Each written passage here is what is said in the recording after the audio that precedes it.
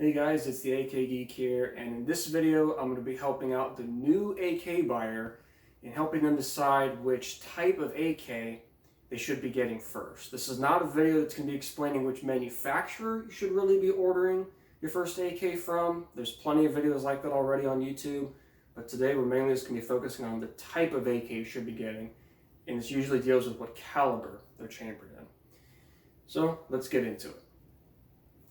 Alright, so the first AK variant that I will always recommend to new AK shooters and AK owners, or those who want to become AK enthusiasts, is an AK chambered in 7.62 by 39 millimeter. There's a reason for this, and that's because the 7.62 by 39 was the original chambering for the AK when it was first adopted by the Soviet Army in 1949. This will give you a taste for what the AK was originally designed to be, which was a lightweight intermediate rifle chambered in a 30 caliber intermediate cartridge. Because as you very well know, rifles before this in World War II were typically bolt action rifles or semi-automatic rifles that were chambered in large full power rifle cartridges like 30-06 and 8mm Mauser. So around this point in time in history, most countries were starting to shift towards intermediate cartridges because they realized that within the ranges you would typically be engaging a bad guy, you really don't need all of that extra power that comes from these larger calibers. So this will give you a better picture of what the AK was originally designed to be. Now, this, as you can see here, is a pretty tricked out AK.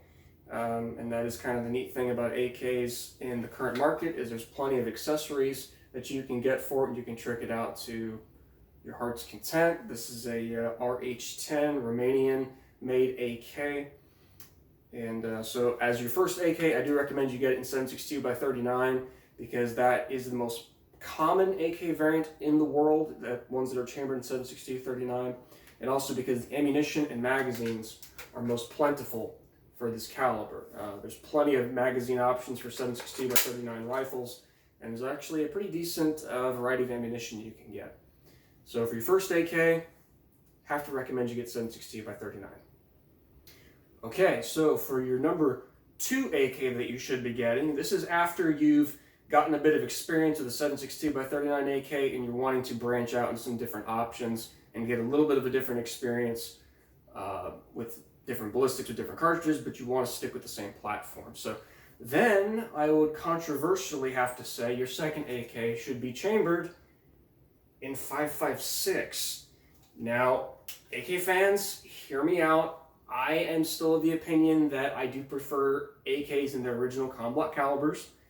And I know some of you are screaming, 5.45 should be your second AK variant that you get. Don't worry, we'll talk about 5.45 next. But the reason I'm talking and recommending that you get 5.56 AKs next is because 5.56 will give you the same benefits of a 5.45 chamber AK, but with more readily available ammunition.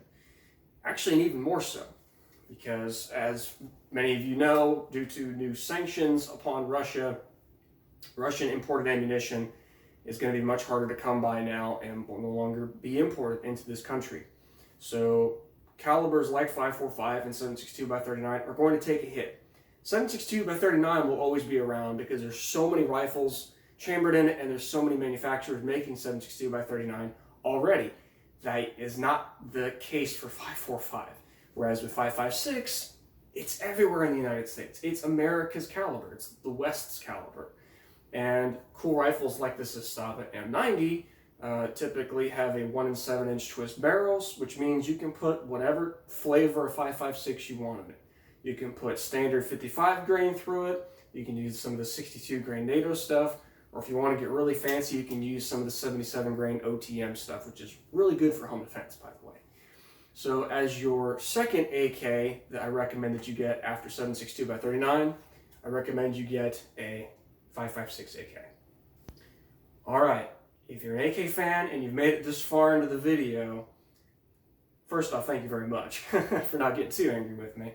But I do have to say that for your third and final AK variant you should be getting, I recommend you get a 5.45 chambered AK-74 variant. Now, if you've made it to this point within purchasing AKs, I would definitely have to say you are most certainly an AK fan, an AK enthusiast, and an AK collector. Now, I'm going to just say it flat up. The AK-74 and the 545x39 is my favorite rifle and my favorite rifle cartridge. I simp for the 545. It's an awesome cartridge and an awesome rifle. It was the first rifle that I got when I first turned 18. Mainly because I already had experience with the 545 growing up, shooting one of my dad's rifles when I was a teenager. Now, I really do like the 545x39. It gives you all the advantages that come with a 5.56 rifle.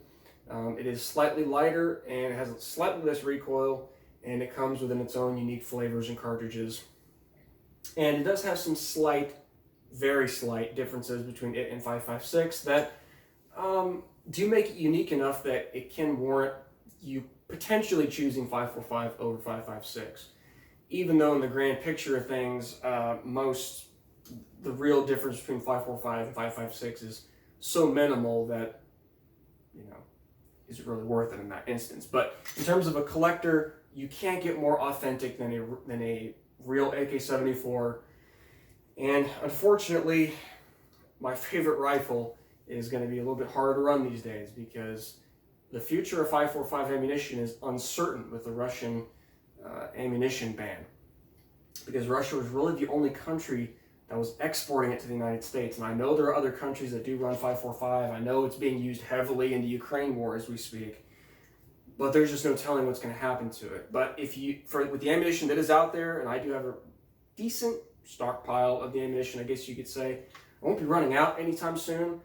But because of that, it hasn't really made me want to go out and shoot this rifle much because I don't want to waste the ammo. But I will say this, if you are an avid AK collector and an AK fan, you're robbing yourself a really unique experience by not getting an AK-74 because the recoil on these things is non-existent. They run so smooth, they're so accurate and so effective. And when you really try to trick this out to mimic a lot of the cool loadouts you see from Russia and Ukraine and other places around the world, you can really deck these out to be really effective rifles. So that's it, guys. To recap, I would say the first AK you should always get if you're a new AK collector is one chambered in 7.62x39. A very close second is going to be an AK chambered in 5.56 because the ammunition is everywhere, and especially if you're already an AR-15 owner, I'm willing to bet you've already got 5.56 stashed up. And the last AK you should get is something that's chambered in 5.45 or one of the other boutique calibers because that's kind of what they're becoming at this point due to recent restrictions and things of that nature. So I hope you guys have enjoyed. This has kind of been somewhat relative to my experience with AKs overall. Even though I will always be an AK-74 fan, I will have to say that this is not the first rifle I would pick, but there's a lot of different flavors of AKs out there. And if you're wanting to get into AKs, you got plenty of options for you to enjoy and learn a fun new platform. This has been the AK Geek signing out, and I hope all of you have a fantastic day.